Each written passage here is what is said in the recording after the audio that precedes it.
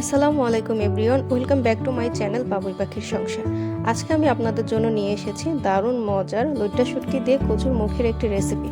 অনেকে এটাকে কচুর মুখী বলে, আবার গাঠি কচুও বলে। আপনারা এটাকে কে কী নামে চেনেন অবশ্যই কমেন্ট করে জানাবেন। এখানে আমি কচুর মুখিটি ভালোভাবে পরিষ্কার করে ধুয়ে নিয়েছি। অবশ্যই ভালোভাবে ধুয়ে নিতে হবে, কারণ এর গায়ে প্রচুর পরিমাণে মাটি লেগে থাকে। অন্যদিকে একটি পাতিলে আমি পরিমাণ মতো পানি দিয়ে নিয়েছি। পানি দিয়ে এর মধ্যে কচুরমুখিটি দিয়ে দিব এবং দিয়ে নিব সামান্য পরিমাণে লবণ এবং সামান্য পরিমাণে হলুদের গুঁড়ো। এগুলো দিয়ে আমি কচুরমুখিটিকে একদম ভালোভাবে সিদ্ধ করে নিব। সিদ্ধ করা হয়ে গেলে আমি অন্য একটি পাতিল বসিয়ে পরিমাণ মতো তেল দিয়ে এর মধ্যে দিয়ে নেব পেঁয়াজ কুচি, রসুন কুচি। অবশ্যই রসুন কুচির পরিমাণটা একটু বাড়িয়ে দেওয়ার চেষ্টা করুন। রসুন কুচির পরিমাণটা বাড়িয়ে দিলে কচু গলায় ধরার যে একটা ব্যাপার থাকে সেই ভয়টি আর থাকবে না। তো পেঁয়াজ আর রসুন হালকা ভাজা হয়ে গেলে এর মধ্যে পরিষ্কার করে ধুয়ে নেওয়া লইট্টা শুটকিগুলো দিয়ে নেব এবং লইট্টা শুটকিটি 2 থেকে 3 মিনিট পেঁয়াজ ও রসুনের সাথে হালকা ভেজে নেব। লইট্টা শুটকিটি ভালো করে ভাজা হয়ে গেলে এর মধ্যে দিয়ে নেব স্বাদ মতো লবণ এবং 1.5 চামচ মরিচের গুঁড়ো।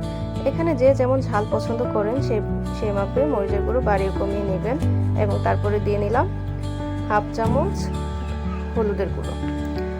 সমস্ত গুঁড়ো মশলা শুটকির সাথে মিশিয়ে নিব এবং দিয়ে নিব সামান্য পরিমাণে পানি দিয়ে শুটকিটা ভালো করে কষিয়ে নিতে হবে।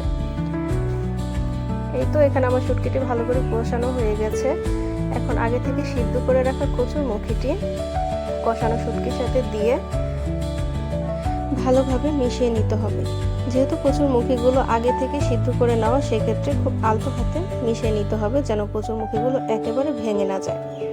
কচুর মুখিগুলো ভুনা করে নেওয়া শুটকির সাথে মিশিয়ে নেওয়া হয়ে গেলে পরিমাণ মতো পানি দিয়ে নিব এবং অপেক্ষা করব বলক চলে আসার আগ পর্যন্ত। কিন্তু এখানে বলক চলে আসছে। কেউ যদি ঝোলের পরিমাণটা বেশি রাখতে চান এই পর্যায়ে চুলাটা বন্ধ করে দিবেন এবং যদি ঝোলটা কম রাখতে চান সেক্ষেত্রে আরও 2 থেকে 3 মিনিট রান্না করে নেবেন।